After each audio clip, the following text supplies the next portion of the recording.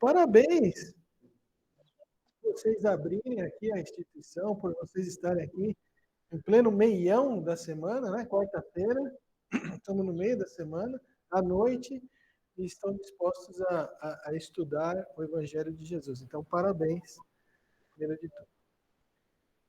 Eu tenho meditado em torno das parábolas de Jesus e eu entendi que essa noite seria o ideal nós estudarmos a parábola do joio e do trigo. Vocês conhecem a parábola do joio e do trigo? Todo mundo conhece? Vocês que estão aí pela internet também conhecem? Deixem seus comentários. Sai os comentários no chat, sim. Muito bem. Um dia muito interessante nós estudarmos a parábola do joio e do trigo. O Allan Kardec separou algumas parábolas em Evangelho segundo o Espiritismo, não conseguiu separar todas, e essa é uma das parábolas que ele não separou. Mas hoje em dia, com a internet, a gente pode encontrar de tudo. Nós temos aí muitos livros, né, que falam também dessa parábola do joio e do trigo, e hoje nós vamos estudar. Então, primeiramente, vamos estudar o que é joio, né? O joio é uma planta que pode prejudicar os cultivares de trigo, pois compete pelos mesmos nutrientes do solo. Então, se você tem no solo o joio e o trigo, no início, quando estão crescendo, é muito difícil de identificar o joio e o trigo. Mas o joio compete com o trigo. E o joio, quando cresce, não dá nada. E o trigo, né, se transforma em pão, se transforma em alimento.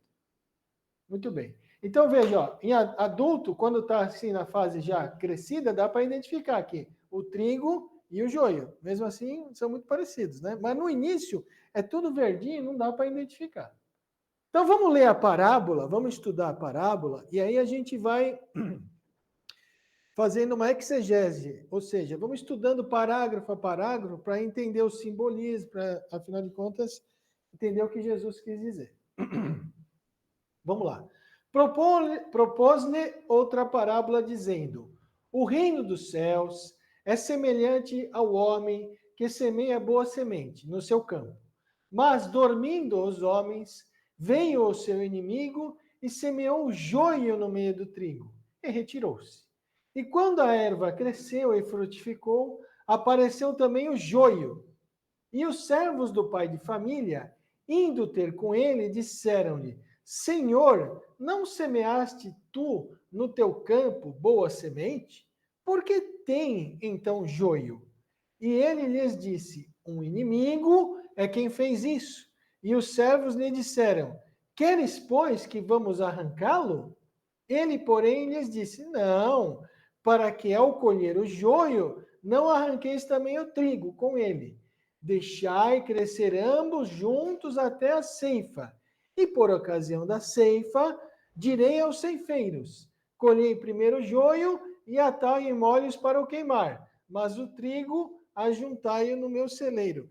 Então, esse é um monte de simbolismos. É claro que nós podemos entender a parábola na sua literalidade. O joio e o trigo separa, queima, etc, etc. Mas Jesus, ele falou há 2000 anos, mas para que essa sua parábola pudesse se perpetuar, e até hoje ela é muito atual, como nós vamos ver. Então, o que a gente precisa fazer? Precisa fazer uma viagem no tempo, há 2000 anos. Jesus, ele trabalhava o quê? Com os elementos que ele tinha em mãos. É o grão de mostarda, o joio, o trigo, o talento, a moeda de César, enfim, as coisas que ele tinha em mão naquele momento, né? Então, precisamos fazer uma viagem. Então, nós temos que entender que a sociedade era uma sociedade patriarcal, ok? A família vive da terra, né? As aldeias eram aldeias pequenas. A sua identidade era tirada da família. Então, Jesus trabalha com todos esses materiais, né, podemos assim dizer, com esses símbolos, com o que o pessoal entendia na época. Mas veja, a inteligência de Jesus é tão grande, né, que nós estamos começando a compreender as suas parábolas depois de 2000 anos. Nós vamos utilizar muito aqui da interpretação que o doutor Alírio de Cerqueira Filho fez dessa parábola, neste livro, Parábolas Terapêuticas, volume 1. Ok? Vamos lá. Nós temos aqui, segundo o doutor Alírio, cerca de 28 itens nessa parábola, 28 pontos a serem abordados. Ou seja, se nós fôssemos estudar essa parábola durante 28 dias, nós estudaríamos, por exemplo, vontade uma noite, depois estudaríamos transformação planetária. Será que tem transformação planetária nessa parábola? Vocês conseguiram ver transformação planetária? Ué, falou de joio, de trigo, de ceifa, de queima. Será que tem sentimentos, superação de conflitos? Será que tem? Será que tem sentimentos essenciais? Planeta de provas e expiações? Tem idealização? Tem exílio espiritual? Exílio espiritual? Será que tem exílio espiritual? Né? Eu idealizado, ego, desamor, enfim, são 28 itens. O ego não é uma palavra espírita, mas nós estamos aqui utilizando para a gente compreender, né? Existem os livros da Joana de Anjos que falam da uma psicologia transpessoal, mas a gente vai trabalhando também com essa palavra. Muito bem. O reino dos céus é semelhante ao homem que semeia boa semente no seu campo. Então vejam os simbolismos. Reino dos céus. Boa semente. O reino dos céus são as qualidades presentes em nossa própria essência divina, ou seja, nossa essência divina nós, né? Nosso espírito. Em estado de latência, são as sementes do trigo do campo. Então, o reino dos céus aonde é? É dentro de nós mesmos, ok? Aquele que semeia a boa semente é o filho do homem, que veio distribuí-la em toda parte, diz aqui o Espírito Amélia Rodrigues, a fim de que a terra gentil se converta em famoso jardim pomar, sem temer qualquer impedimento, entrega-se à tarefa com os olhos postos no futuro. Então, quem que veio distribuir a boa semente? O Filho do Homem, Jesus. Ok? Questão 258 do Livro dos Espíritos. No estado errante, antes da nova existência corpórea, o espírito tem consciência e previsão do que lhe vai acontecer? Ele mesmo escolhe o gênero de prova que deseja sofrer. Nisso consiste o seu livre-arbítrio. Ou seja, nós já estamos recebendo as boas sementes lá no mundo espiritual. Estamos nos preparando. É fácil vir para cá? Não é fácil. Mas é aqui, quando nós reencarnamos, que nós colocamos em prática tudo aquilo que nós aprendemos no mundo espiritual. Então, já no mundo espiritual, a gente avalia o que a gente acertou, o que a gente errou, a gente se prepara para uma nova reencarnação e estamos também recebendo a boa semente. Então, a boa semente nós recebemos no mundo espiritual e no mundo corpóreo. Ok? Muito bem. O solo arado é o espírito. Então, o solo, nós podemos considerar que somos solos para receber as boas sementes, ok? A boa semente, diz novamente o Espírito Amélia Rodrigues neste livro, até o fim dos tempos, é o joio perverso e o trigo de luz, de luz, não, de luz, tem um gatinho aqui, trigo de luz. A boa semente são os filhos do reino, como as palavras renovadoras de diretrizes de segurança, para que tudo se faça de acordo com os desígnios do Pai, que deseja a felicidade de seus filhos e providencia para que nada lhes falte no cometimento da evolução. Certo? Muito bem. A semente de trigo também pode ser as boas ideias recebidas na reparação, né? na preparação para a nova reencarnação, como a gente viu na questão do Livro dos Espíritos, as boas instruções recebidas na nossa reencarnação. Então, nós podemos receber boas sementes dos nossos pais, dos nossos tutores, dos nossos amigos, enfim, de todos aqueles que querem nos ajudar no nosso crescimento. Ok? Mas, dormindo os homens, veio o seu inimigo e semeou o joio no meio do trigo e retirou-se. Dormir representa a escolha que fazemos, não é? Ou seja, nós estamos aqui para dormir? Às vezes a gente dá uma dormida, né? Dá uma pescada, mas a gente não está aqui de férias. Né? Nós estamos aqui de passagem, mas ninguém está de férias. Então, dormindo representa a escolha que fazemos. A busca de prazeres egóicos, egoísticos e egocêntricos. A gente se preparou lá, não se preparou? Ó, na reencarnação? A gente se preparou para reencarnar, recebemos a boa semente. Chega aqui, às vezes a coisa muda, a gente dá uma bobeada, dorme, Tudo bem, é a escolha de cada um faz o que quer da sua vida, né? Mas o simbolismo de dormir é quando a gente não está atento. Orar e vigiar em 24 horas por dia, dá para fazer isso? Dá para fazer? Claro que dá. Dá, pô. Difícil. É difícil, mas dá. O camarada que dorme 18, está no estado de vigília 18 horas, vai dormir 6, não é? Mas tem que vigiar nessas 6 horas, porque o corpo dorme, mas o espírito continua ligado, continua ativo, não é? Então, às vezes o cara deixa de fazer alguma coisa errada no estado de vigília, mas quando está dormindo, ele vai lá e vai para um lugar que ele apraz, e etc. Por isso que precisa orar e vigiar 24 horas por dia. Para que a gente esteja sempre bem assessorado e vá para bons lugares na hora do descanso. Então, anestesiamos a nossa consciência e buscamos prazeres egóicos. Aqui é uma outra parábola de Jesus, a parábola dos 2 filhos ou do filho pródigo. O filho mais novo pediu a parte dos bens para o pai. Lembra que eu falei para vocês no começo? A família não era a gente não vivia da terra, a sociedade patriarcal vivia da terra, aldeias pequenas, a sua identidade era tirada da família. Era isso que, na época de Jesus, era tudo isso. E aí eu coloquei aqui, por exemplo, para a gente lembrar, anestesiamos a nossa consciência ao buscarmos os prazeres egóicos. Então, dormir é a busca dos prazeres egóicos, egoístas, né? etc. E nessa passagem aqui, o filho mais novo pediu a parte dos bens que lhe tocava para o pai. Né? Imagine, ou seja, a família vivia da terra, a sociedade patriarcal. Chega Jesus e encontra uma outra parábola, não é essa aqui, é uma outra. Pai, me dá a parte do que toca. Já o pessoal já ficou estarrecido. Como assim, pô? Tá querendo que o pai morra? E o pai deu a parte dos bens que lhe toca. Ou seja, o primeiro ensinamento de Jesus é o livre-arbítrio. Aí ele pegou, saiu, gastou com as meretrizes, gastou tudo, não tinha mais dinheiro, ficou abandonado. Ele foi procurar, veio uma seca, uma fome, foi para um país longínquo. O país longínquo, o que é? O país longínquo é o afastamento da casa do pai.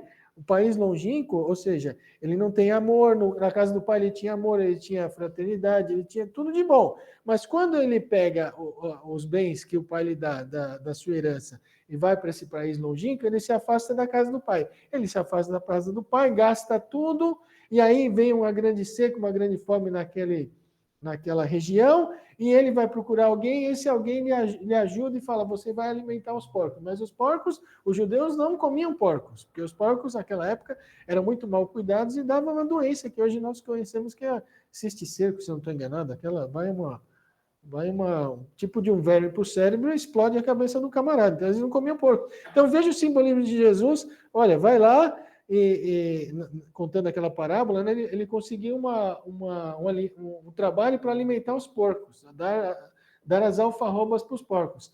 Aí, ou seja, nem ele tinha alimento, os porcos tinham alimento, mas ele dava as alfarrobas para os porcos. Então ele falou, poxa, mas os trabalhadores da casa do meu pai estão melhor do que eu. Né? Levantar-me-ei e direi, pai, pequei contra o céu e diante de ti já não sou mais digno de ser chamado teu filho. Pequei contra o céu significa, no simbolismo, pequei contra a minha própria consciência. Se toda vez que a gente pecasse, toda vez que a gente dormisse, Deus se ofendesse, não dá, né? Deus ele estabeleceu as leis e as leis precisam ser cumpridas. Então ele voltou para a casa do pai e falou, pai, pequei contra o céu diante de ti, já não sou mais digno de ser chamado teu filho, emprega-me como um dos teus trabalhadores. E o pai falou, não, nada disso, vem cá. Fez um banquete, mandou matar os bezerros, mandou colocar uma roupa limpa, colocou o anel no dedo dele para representar a aliança, e etc. Ou seja, essa é uma outra parábola. Né? Então, quando se busca os prazeres egóicos, né, é representação de que está dormindo. Então, o filho pródigo dessa parábola estava buscando os prazeres egóicos. Certo? Estava dormindo. Entenderam ou não? Falei muito rápido? Falei rápido, mas se pegou, tá bom. Então, olha, o Rodolfo Caligares, neste livro Parábolas Evangélicas, ele fala, como pode esse joio nascer e crescer de mistura com o bom trigo? É que, segundo a palavra de Jesus, os servos dormiram, isto é, deixaram de orar e vigiar, permitindo assim que o erro ganhasse raízes. Então, somos nós mesmos que dormimos, né? Somos nós mesmos que dormimos e deixamos criar más paixões dentro de nós mesmos. Os joios são os filhos do maligno. Novamente, a Amélia Rodrigues. Que são os vícios e as perversões que se permitem às criaturas no trânsito de crescimento interior sem a necessária coragem para vencê-lo. Então, toda vez que a gente tem vícios e a gente deixa esse vício aflorar e crescer cada vez mais, é o joio que está crescendo. Certo ou não? O inimigo que semeou o joio é a inferioridade moral do ser que nele predomina, retendo na retaguarda do processo de iluminação pessoal a que se entrega sem resistência, porque ele atende os desígnios primários a que se encontra acostumado. Né? Então, veja, depois de milhares de anos que nós estamos começando a compreender exatamente isso. Né? Então, ou seja, retendo na retaguarda do processo de iluminação pessoal. Então, estamos aqui no mundo de passagem, não estamos aqui de férias, e precisamos trabalhar a nossa iluminação pessoal. Significa dizer o seguinte, que nós temos que ser gratos por aquelas pessoas que nos iluminam um dia, por aquelas pessoas que nos iluminam durante uma semana, durante um mês, durante um ano, durante alguns anos. Mas essas pessoas que nos iluminam, elas têm luz própria, e elas não podem ficar do nosso lado o tempo todo. Podem ou não?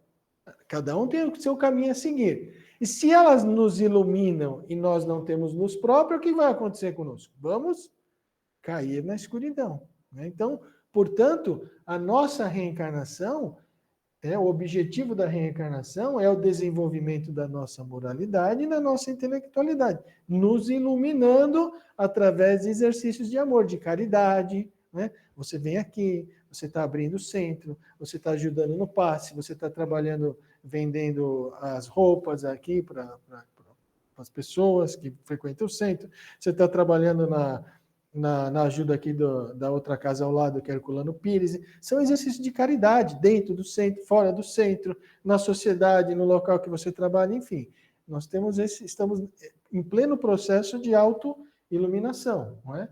E aí, sabendo disso, a gente vai reconhecendo, né, conhecendo a nós mesmos e vamos eliminando o nosso joio. E retirou-se.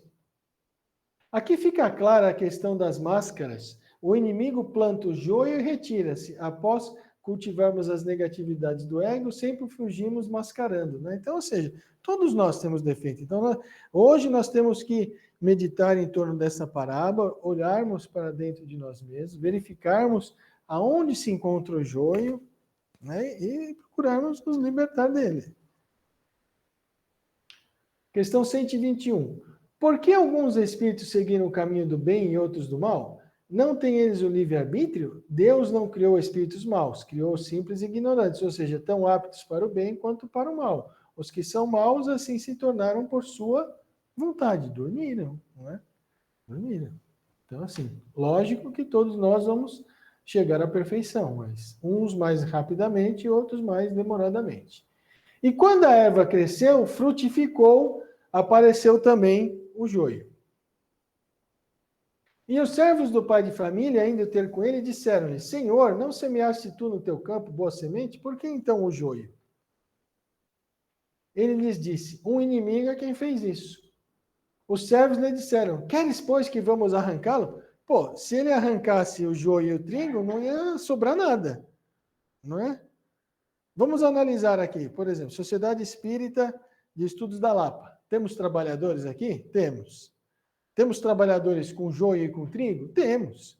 Sim. Todos são trigo? Não. Tem joio e tem trigo? Pô, não sobra ninguém. Vamos eliminar todo mundo? Não sobra ninguém, pô. Não é? Ninguém é perfeito. A gente colocou aqui na internet, a gente mandou e-mail, WhatsApp, olha, só queremos receber trabalhadores perfeitos para nós. Não existe perfeição.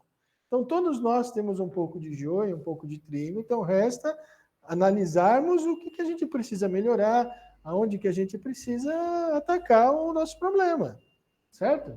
Então, queres que vamos arrancá-lo? Não, Jesus falou não, de jeito nenhum, pô. Ele, porém, lhes disse, não, para que ao colher o joio, não arranqueis também o trigo. Né? Então, assim, a gente tem que trabalhar com essa situação. Então, óbvio, né, que essa parábola é muito atual. Inclusive, eu tenho uma equipe de trabalho onde eu presto serviço e eu utilizei essa parábola para conversar com a minha equipe. Claro que eu não trouxe aqui a conotação espiritual, mas trouxe a conotação assim que dá para utilizar no nosso dia a dia. Olha, meu filho, aqui o trigo, o que é? São todas as instruções que nós recebemos, todas as coisas boas.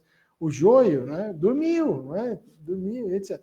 Então, ou seja, numa empresa privada, se a pessoa tem muito mais joio do que trigo, não tem jeito, né?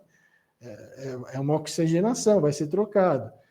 E numa empresa pública, né, se o camarada erra muito, ele vai ser demitido por improbidade administrativa. Tem processo, etc. É mais difícil, mas tem também, né?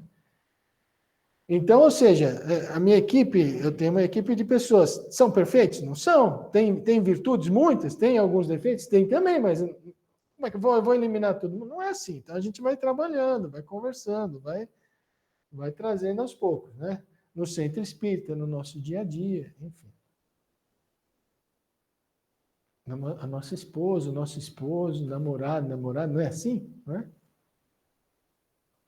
Ele, porém, lhe disse, não, para que ao colher o joio, não arranqueis também o trigo com ele. Não é? Quando Jesus recomendou o crescimento, aí o Emmanuel, no Vinha de Luz, simultâneo do joio e do trigo, não quis senão demonstrar a sublime tolerância celeste no quadro das experiências da vida. Não é? Então, ou seja, pessoal, vamos ter tolerância com os trabalhadores aqui. Vamos ter tolerância com a nossa esposa, com o nosso marido, com a nossa equipe de trabalho. Não é? Vamos conversando e vamos aparando as arestas, certo? Então, ou seja, a gente precisa defender o campo, né, contra o joio. Jesus, porém, manda aplicar os processos defensivos com base na iluminação e na misericórdia. O tempo e a bênção do Senhor agem devagarinho e os propósitos inferiores se transubstanciam. Certo? Deixar crescer ambos junto até a ceifa e por ocasião da ceifa direi aos ceifeiros. Não é?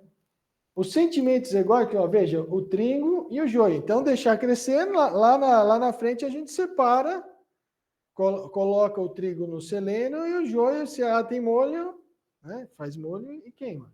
Os sentimentos egóicos negativos estarão coexistindo juntamente com os sentimentos essenciais, as virtudes, que lentamente vamos desenvolvendo através de sementes que trazemos latente em nós. Sim ou não?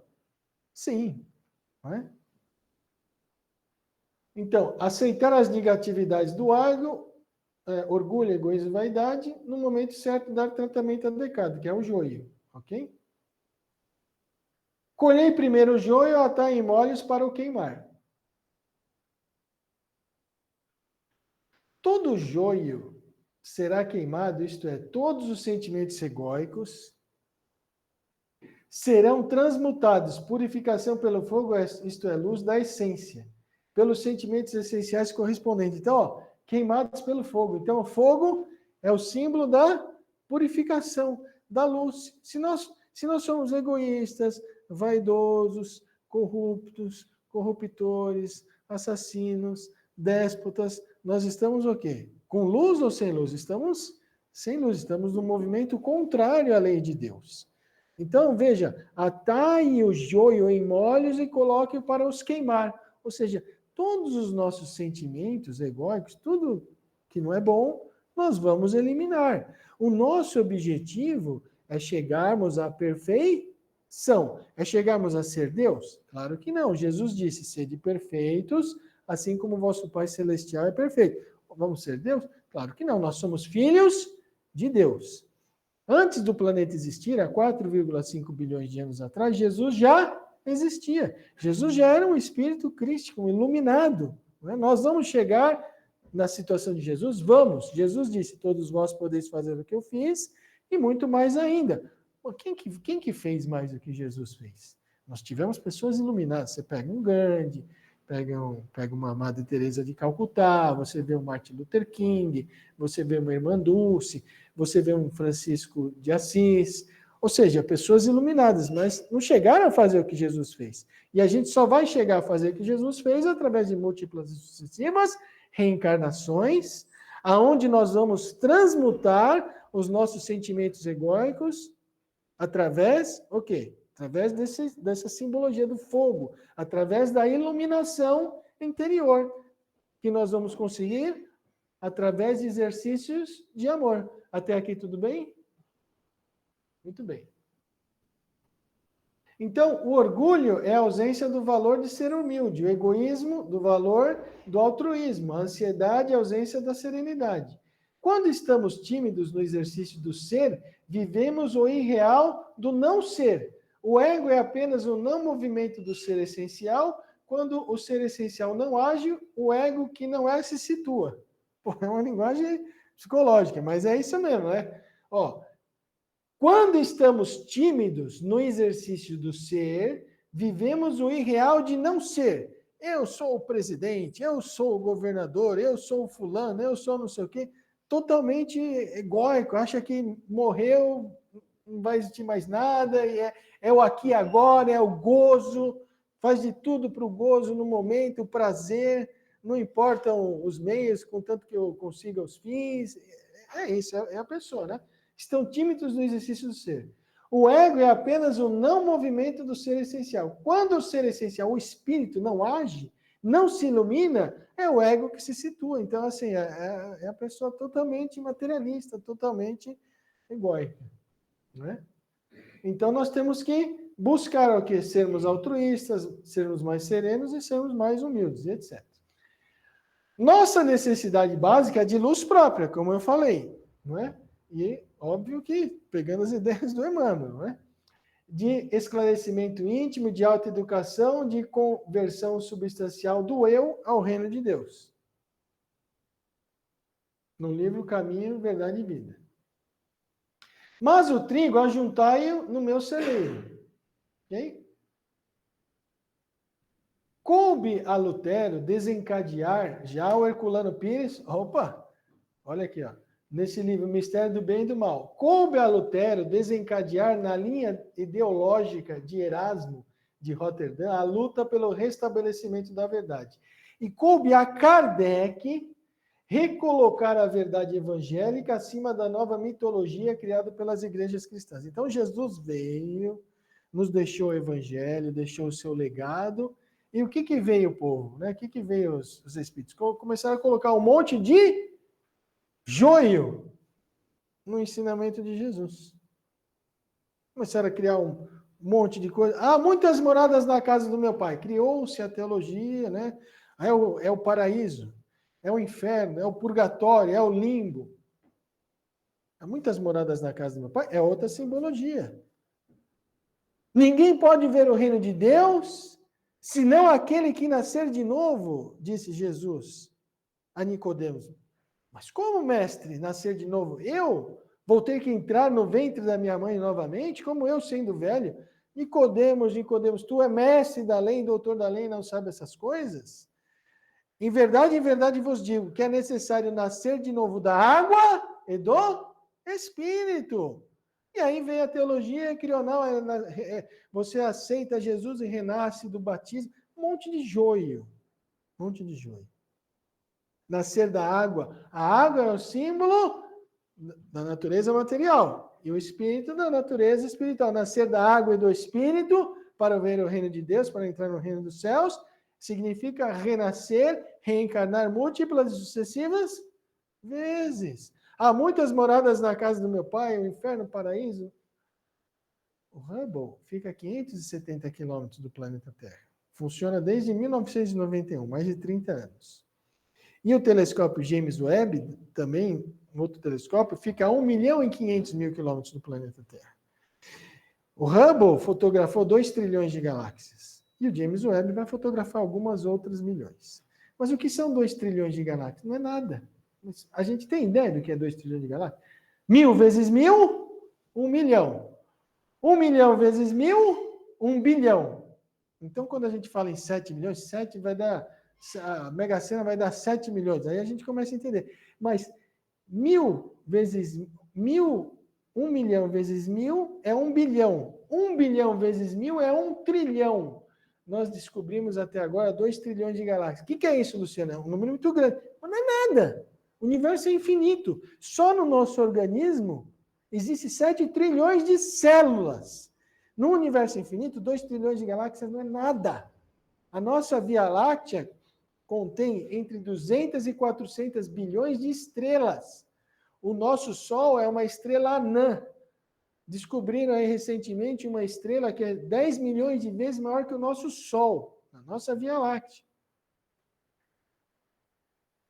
Os astrônomos da Harvard dizem que na nossa Via Láctea há aproximadamente 17 bilhões de planetas semelhantes ao planeta Terra. Então, há vida fora do planeta Terra? Há. Claro que há. Isso na nossa Via Láctea, 17 bilhões de planetas semelhantes ao nosso. Isso, a questão de descobrir a vida fora do planeta Terra é uma questão de tempo, só isso. Então, os homens vieram e colocaram joio, transformaram, criaram toda uma teologia. Mas Jesus já previu, eu vos enviarei o Consolador prometido.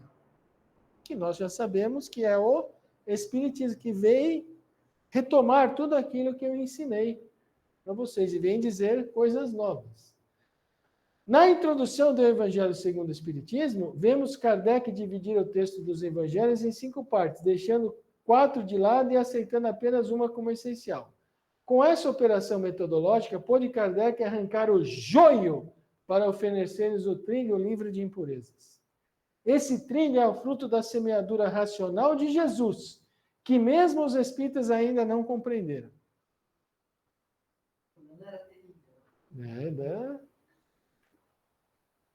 Bom, aqui está um pouco pequenininho, mas enfim, no Revisão do Cristianismo, né, o culto exterior do cristianismo oficial contrasta flagrantemente com o culto interior do Cristo e do cristianismo apostólico. Jesus condenou os fariseus que se vestiam de roupagem pomposa e se punham a orar nas esquinas de Jerusalém para serem vistos e admirados. Desrespeitou as regras de pureza que ordenavam lavar as mãos para sentar-se à mesa, sem prescrever a pureza do coração. Permitiu que os seus discípulos famintos apanhassem espigas de trigo no campo em pleno sábado para se alimentarem. Fez curas no sábado e lembrou que os mais zelosos judeus não deixariam de salvar sua ovelha caída num buraco no dia de sábado. E por fim, perguntou se o sábado havia sido feito para o homem ou o homem para o sábado. Sua posição contra os mitos, os dogmas, os ritos, as prescrições formais e todo o formalismo está bem definido nos textos evangélicos, ressaltando como água pura os elementos impuros da influência mitológica sobre os redatores tardios nos textos. E veio um povo, né, colocou um monte de joio no cristianismo. Né? Na parábola do trigo e do joio, revelou sua plena consciência de que seu ensino seria deturpado e precisaria mais tarde ser restabelecido em espírito e verdade. E nós damos graças a Deus aqui, estamos poucos na sala, poucos na internet, que as pessoas possam acessar mais o espiritismo, possam entender mais essa parábola do joio e do trigo, né? Porque realmente nós temos essa missão de divulgar o espiritismo, levar o espiritismo para as massas. No espiritismo há tudo para se fazer, tudo, tudo. Quando Jesus disse, bem-aventurados os mansos e pacíficos, porque herdarão a terra, não significa dizer que aquela pessoa que é mansa, que é pacífica, vai herdar uma terra específica. É porque a pessoa, se for mansa e for pacífica, e às vezes a pessoa é mansa e é pacífica, vem um terremoto, destrói toda a casa dela, leva toda a família embora. E aí como é que ela pode compreender? Jesus disse, bem-aventurados os mansos e pacíficos que herdarão a terra, significa dizer o seguinte, mansos e pacíficos que herdarão a terra é se você se comportar bem, se você se iluminar, se você retirar o joio que está dentro de ti, se você dar mais trigo, se você produzir mais, se você fizer exercício de amor, de caridade, de perdão, tu vai poder reencarnar no planeta Terra. Não é uma bênção? Vai reencarnar, vai continuar reencarnando aqui. Não, é uma bênção. Ah, mas no planeta Terra é muito difícil. É, mas nada é tão ruim que não possa piorar. Sim ou não? Hã? Nada tão ruim que não pode. A não ser que se você não quiser ser manso, pacífico, quiser continuar cultivando o joio e etc, etc, vai reencarnar num outro mundo de expiação de provas, por exemplo, aqui dando um chute, como era o planeta Terra há 10 mil anos atrás. Era fácil o planeta Terra há 10 mil anos atrás? Alguém consegue viver hoje sem internet, sem WhatsApp, sem telefone, sem carro, sem avião, sem todo o conforto, sem o papel higiênico? Não tinha papel higiênico há 10 mil anos atrás. Não é? Não, a bênção, não é? Sem a medicina, sem os remédios. Tudo bem, mas se quiser, cada um, né? Que singa da forma como quer. Mas o comodismo, o egoísmo interesseiro, inferior pelas coisas terrenas, a preguiça mental, a covardia, todas essas antivirtudes da espécie consolidaram no tempo as posições vantajosas do anticristo, né? Então, enfim, é a história que a gente conhece aí da igreja, né? Olha o Kaiber aí. O Kaiber, Parábolas e Ensinos de Jesus. Tem esse livro lá na salinha, vi. Quem tiver interesse, tem 4 livros lá. Não sei se dá para emprestar, não sei. Vocês veem aí. Embora, resumindo-se, a religião do Cristo no amor a Deus e ao próximo, no merecimento pelo trabalho, pela abnegação, pelas virtudes ativas, os sacerdotes dela fizeram um princípio de discórdia. Degeneraram-na em partidos religiosos que se digladiaram numa luta tremenda de desamor. Você falou do Herculano, mas o Caibar também não era, ele pegava pesado, porque no começo do século passado, o espiritismo era muito perseguido, não é? Então, o Caibar, ele escrevia e pegava pesado mesmo. Hoje ainda é perseguido, mas um pouco menos, né?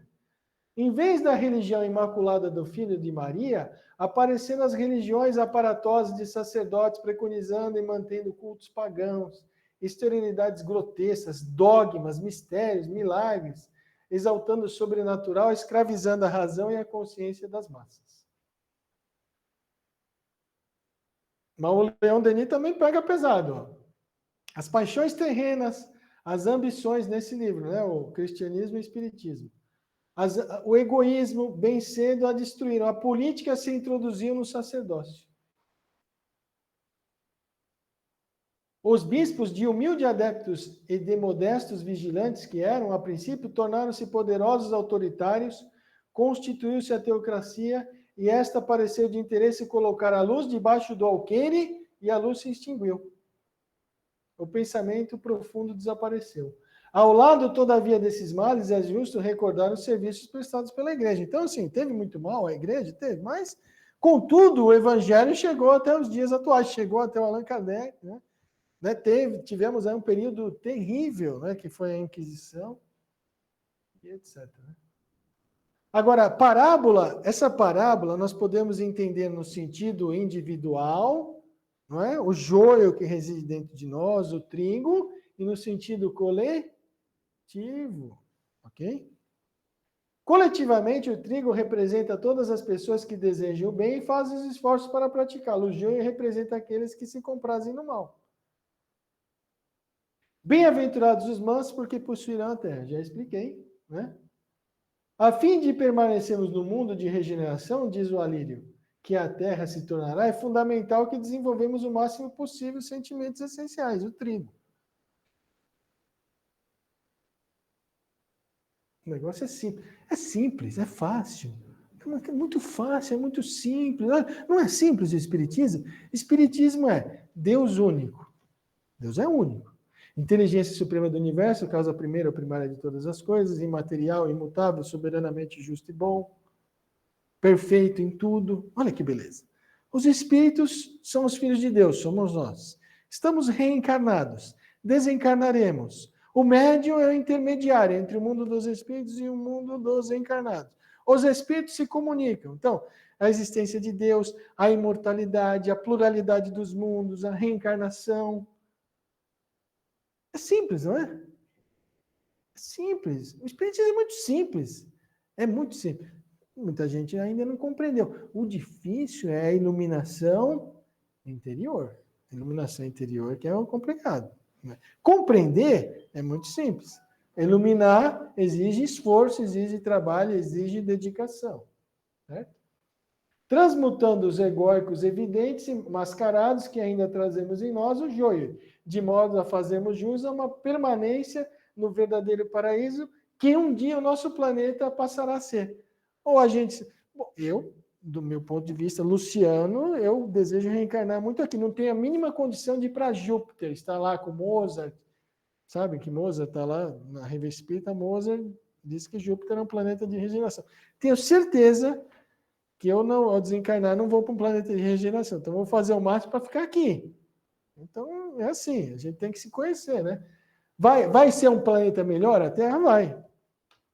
Nesse século? Tomara que sim.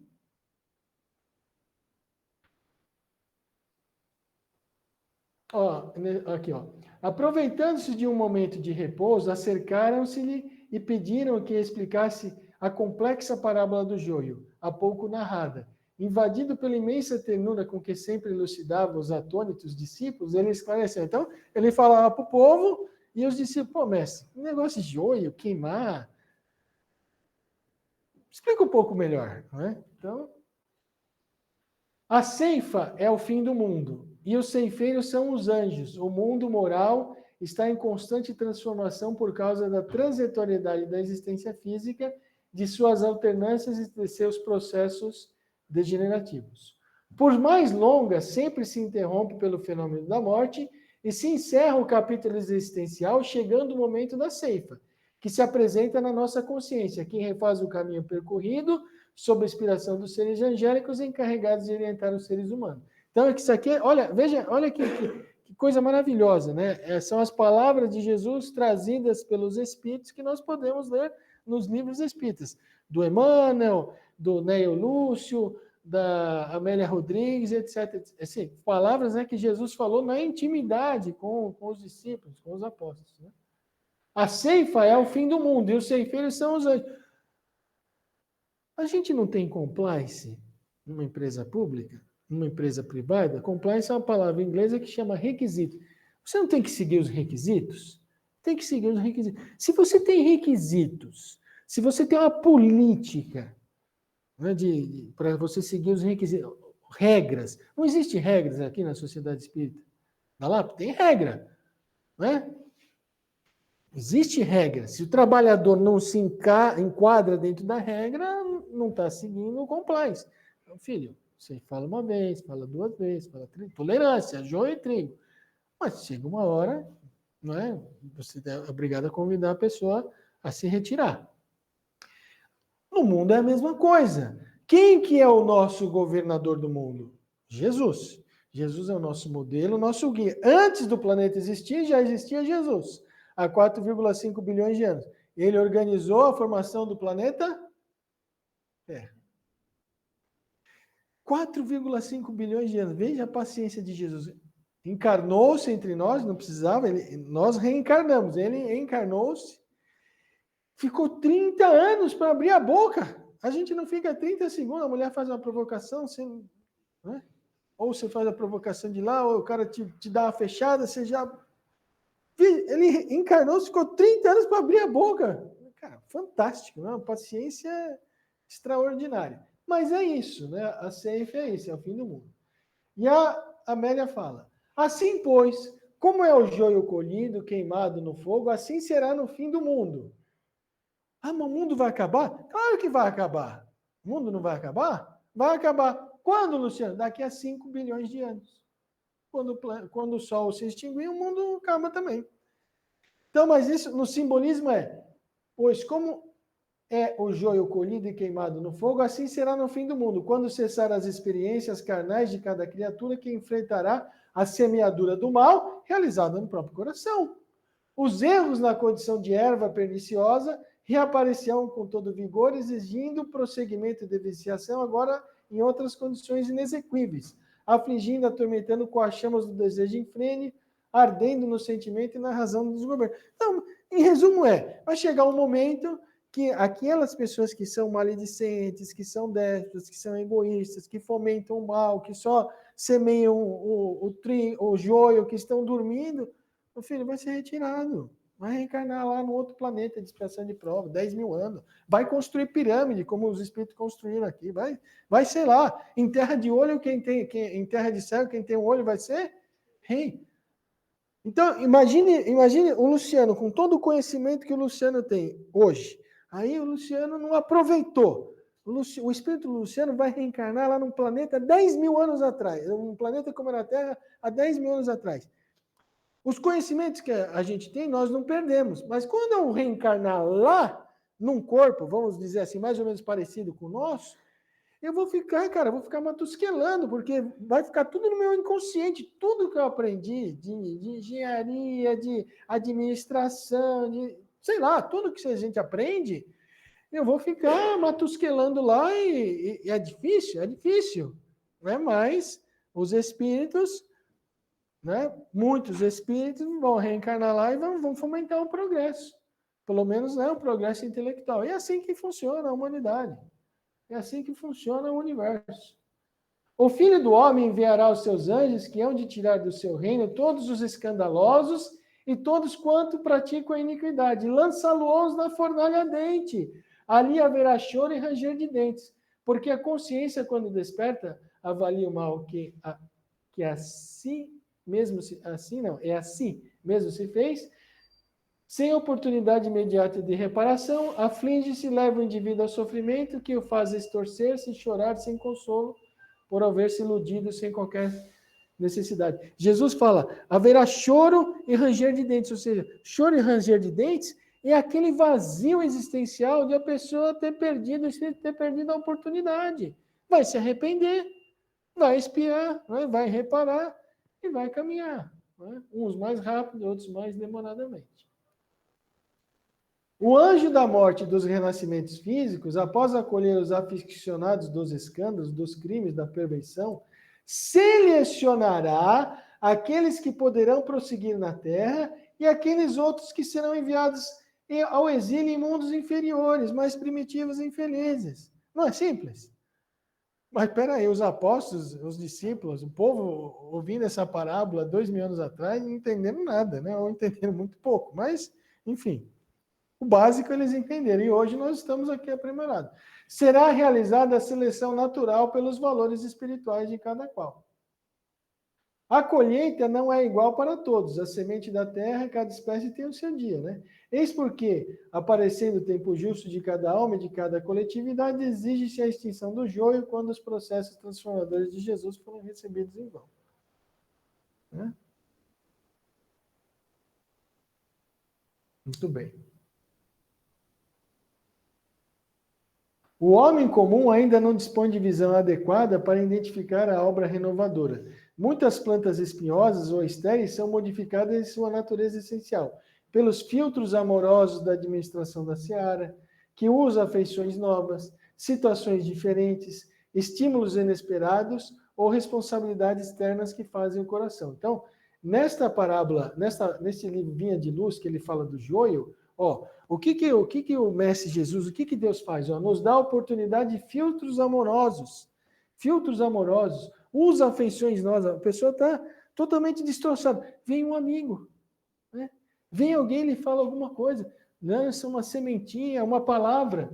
Situações diferentes. A pessoa está lá totalmente cheia de joio. Chega aqui, conversa com alguém, vem trabalhar aqui na Seara, na Sociedade Espírita da Lapa. Né? Situações novas, estímulos inesperados. O camarada, ele nunca se sentiu tão bem em trabalhar aqui no centro como ele está se sentindo agora, na vida dele. Né? Responsabilidades externas que falam o coração. Então, as oportunidades são várias. Então, é preciso que a pessoa ela capte a oportunidade. Entretanto, se chega a época da ceifa, depois do tempo de expectativa e observação, faça então necessária a eliminação do joio em molhos. Então, nós estamos tendo a oportunidade. A oportunidade que você está aqui há 5 anos, não é isso? Olha que oportunidade. Você está há 13, outros trabalhadores que estão aqui, a Terezinha estava falando, o centro tem 75 anos, que ela chegou aqui, né, Terezinha, já estava pronta. Mas tudo bem, está pronto, mas tem que dar continuidade, tem que continuar o trabalho, tem que treinar as outras pessoas para continuar, nós não vamos ficar aqui para sempre. Então, o velho ditado, quem tem um, não tem nenhum. Então, nós precisamos treinar novos líderes, novos trabalhadores, novas pessoas, para que eles possam dar continuidade ao trabalho. Nós estamos aqui dando continuidade aos trabalhadores, aos fundadores, e depois de nós virão outros. Então, Deus nos dá oportunidades várias para que nós possamos eliminar esse joio que está dentro de nós e nos iluminarmos, né? E aí a gente começa a compreender, né, depois de alguns minutos, que realmente tem todos esses temas dentro da parábola, né? Motivação, livre-arbítrio, idealização, né? Enfim, ego, desamor, autoaperfeiçoamento coletivo. Tem autoaperfeiçoamento coletivo? Tem aperfeiçoamento individual?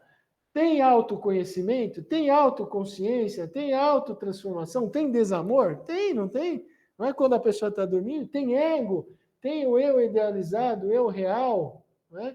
A essência divina, enfim. Esses são os temas que o Alírio colocou no livro dele. E aí a gente faz um resuminho aqui, né? O reino dos céus, no sentido material, pode ser, no sentido literal, né? Melhor dizendo, é o reino dos céus. Ou seja, no sentido psicológico, nosso interior, certo? O homem semeador é um homem, ou seja, Jesus, o grande semeador, os bons espíritos, nossos instrutores, o nosso guia espiritual, todos os que nos ajudam a crescer. Certo ou não? O trigo pode ser o trigo e a boa semente, todas as boas instruções que recebemos. O joio é a má semente, a nossa invigilância, permitindo que os valores egóicos nos dominem. Dormimos, estamos invigilantes, nós estamos, ó céus, ó vida, ó azar, eu não mereço, não sei o quê. Vai vir o quê? Os espíritos que estão ao nosso redor e vão, ou seja, se aproximar de nós e nos trazer uma má semente, um mau pensamento. O mau pensamento é um joio, uma obsessão simples. Aí você não percebe, aí o espírito se aproxima cada vez mais, vai trazendo mais maus pensamentos, você vai dando guarida, torna-se o quê? Uma obsessão por fascinação. O camarada tem as ideias mais esdrúxulas e mais ridículas, pensando que ele está certo. E aí, o terceiro nível de obsessão, a subjugação corporal ou a possessão, que Allan Kardec tratou em O Livro dos Médiuns e na Gênesis. Que aí você já precisa de ajuda de terceiro. Então, ou seja, você dormiu, você foi invigilante, deixou-se perturbar, vieram os maus espíritos e lhe perturbaram. Tudo isso também é joio, no sentido espiritual.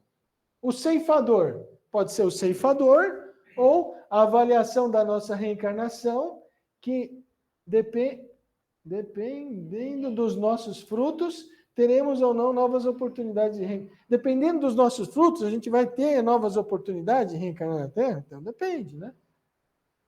O fogo é a transmutação, purificação pelo fogo, isso é a luz da essência, né? A nossa iluminação pelos sentimentos essenciais correspondentes. Melhorou o entendimento dessa parábola? Melhorou? Então, você vê, nós estudamos aí um pouco parábolas terapêuticas, o Caiba-Chute, o Vinha de Luz, até o fim dos tempos, como chama esse livro? Do Destino da Dor, né? Problema do Ser, do Destino da Dor, esqueci o nome aqui. O Parábolas Evangélicas, o Livro dos Espíritos, Revisando o Cristianismo, Ministério do Bem e do Mal, e deve ter mais livros espíritas por aí que falam dessa parábola, com certeza. Então, Leon Denis, Herculano Pires, Rodolfo Caligares, Caiba-Chute, o Alírio, o Espírito Amélia Rodrigues, o Espírito Emmanuel, o Médio Divaldo e o Médio Chico Xavier. Ok? Qual a lição de casa podemos levar da parábola do joio e do trigo? Pô, lição de casa, cara. Eu vim no Centro Espírita para assistir uma parábola do Evangelho. Você quer me lançar essa aí? Pô, tá de brincadeira, lição de casa? Claro, tem lição de casa. A gente não vem no Centro Espírita, nossa, isso aqui parece maravilhoso. Não, a gente tem que sair do Centro Espírita com uma pulga atrás da orelha. Não é isso, né? Então, vamos com a lição de casa. Como estou semeando o meu espírito? Como é que eu estou semeando? Estou assistindo muito filme que agrega ou que desagrega? Muita série que agrega ou que desagrega? Como é que eu estou semeando? Estou lendo livros bons? Estou tendo boas conversações ou mal conversações? Ou só falo mal da política, não quero mais saber de nada? Falo mal de todo mundo? Estou sendo maledicente? Como é que eu estou semeando? Tenho autoconsciência do trigo e do joio que está dentro de mim? Então, eu tenho que olhar para dentro de mim o que está errado. O que está errado dentro do Luciano, o que está certo. Se identifiquei o joio, como está a minha autotransformação? Então, eu tenho autoconsciência, identifiquei ter alguma coisa errada, agora eu preciso fazer um plano para me transformar, para me iluminar. Estou preparado para a colheita? E se eu morresse agora? Fico na Terra? Não fico? Tenho oportunidade de reencarnar? Não tenho. Será que na balança, na minha contabilidade espiritual, eu fiz mais bem, eu fiz mais mal? Sou um bom semeador? Tenho espalhado as boas sementes? Aqui já, o cara tem consciência, está indo bem, está se transformando, e eu tô semeando? Tô ajudando? Aqui a gente pode, num outro dia, estudar uma outra parábola só com relação a essa pergunta. Que parábola é, Luciano? Parábola do talento. Jesus tem um homem que foi viajar e deu um talento, deu 5 talentos para um servo, deu outros 3 talentos para o outro servo, e para o outro servo deu 1 talento. O servo que tinha 5 talentos negociou e ganhou outros 5 talentos. O que tinha 2 negociou e ganhou outros 2. E o que ganhou 1 talento, né, ganhou assim, que recebeu de empréstimo 1 talento, foi até a terra e acabou. E quando voltou o dono da terra, falou: chama os meus servos que eu emprestei os talentos. Você, com 5 talentos, chefe, eu negociei, me deu 5, negociei e dei mais 5. Chama o outro. Chefe, você me deu 2, eu negociei aqui mais 2. E você? Você me deu 1 e cavei na terra, eu sei que você ceifa onde não semeou, ficou com medo. Ou seja, sou um bom semeador? Eu tenho trabalhado os meus talentos? Outra parábola, no outro dia. Tem muito símbolo também, tem mais ou menos quantidade. Tem muito mais do que esse do joio. Se a colheita fosse hoje, eu entregaria mais trigo ou joio? Se eu desencarnasse hoje, teria merecimento de reencarnar na Terra? Acho que essa pergunta é igual a 4, né? Estou preparado para a colheita? É diferente, mas é igual, não é? Pô, cara, não estou preparado para a colheita. Me dá mais um tempinho aí para eu dar uma temperada aqui no meu arado aqui, né? Me dá mais um crédito, né? Se eu desencarnasse hoje, teria merecimento de reencarnar na Terra? Enfim. Bom, eu tenho um canal lá no YouTube, Espiritismo Hoje e Amanhã, se quem quiser dar uma passada lá, né, ver as palestras que eu gravo, tem alguns vídeos que eu gravo. E aí, pessoal, concorda? Ou... Hã? Concorda? Concorda ou sem concorda?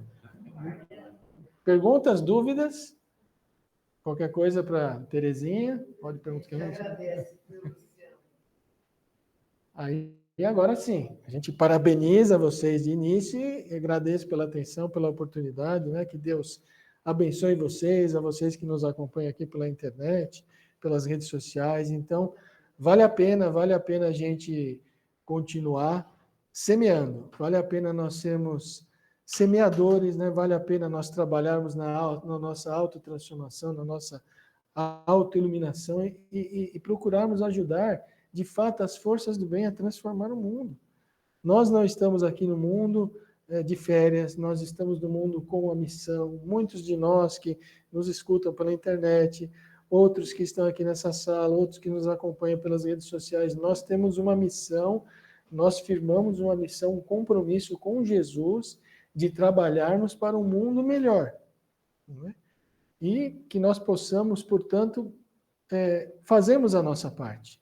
É um trabalho de formiguinha? É um trabalho de formiguinha. Nós não vamos mudar o mundo? Nós não vamos mudar o mundo, mas nós podemos mudar a vida de uma pessoa, nós podemos ajudar uma pessoa que está faminta com um pedaço de pão, uma pessoa que está desnutrida com um pouco de alimento, uma pessoa que está destroçada pela separação de um ente querido por causa de uma morte violenta, de uma morte de doença, uma pessoa que está passando por um momento de depressão, uma pessoa que está passando por uma dificuldade profissional, nós podemos ajudar na medida das nossas possibilidades, na medida dos nossos talentos. Todos nós temos as nossas virtudes, temos, obviamente, os nossos defeitos, mas nós podemos ajudar.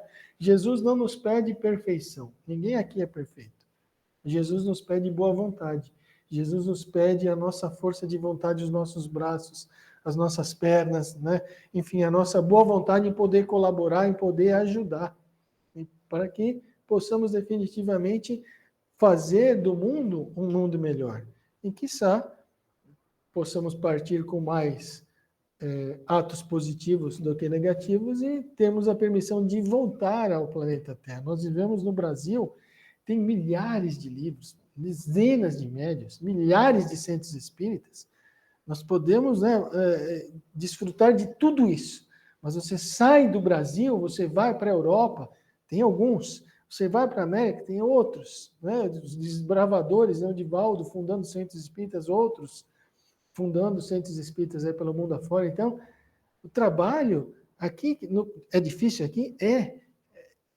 Dá trabalho, mas que nós possamos, então, nos preparar para levarmos o Espiritismo para todos os rincões do mundo. Os rincões do mundo. Jesus disse, haverá um só rebanho e um só pastor. Mais de metade ainda da humanidade não tem acesso à internet. Quando nós tivermos acesso à internet, né, para o mundo inteiro, quando tivermos a certeza da existência da vida fora do planeta Terra, nós vamos então lembrar quem falou que existe vida fora do planeta Terra? Jesus. Aonde nós podemos encontrar essas informações? Há muitas moradas na casa do meu Pai. O Espiritismo, então, haverá um só rebanho, um só pastor. As pessoas vão ter a certeza da existência de Deus, da imortalidade do Espírito, da pluralidade dos mundos habitados, da reencarnação, enfim, dos pilares básicos da doutrina espírita. Então, cabe a cada um de nós colaborarmos e fazermos a nossa parte. Que Deus nos abençoe, que Deus nos ajude e nos fortaleça e que possamos permanecer em paz. Muito obrigado. Muito bem.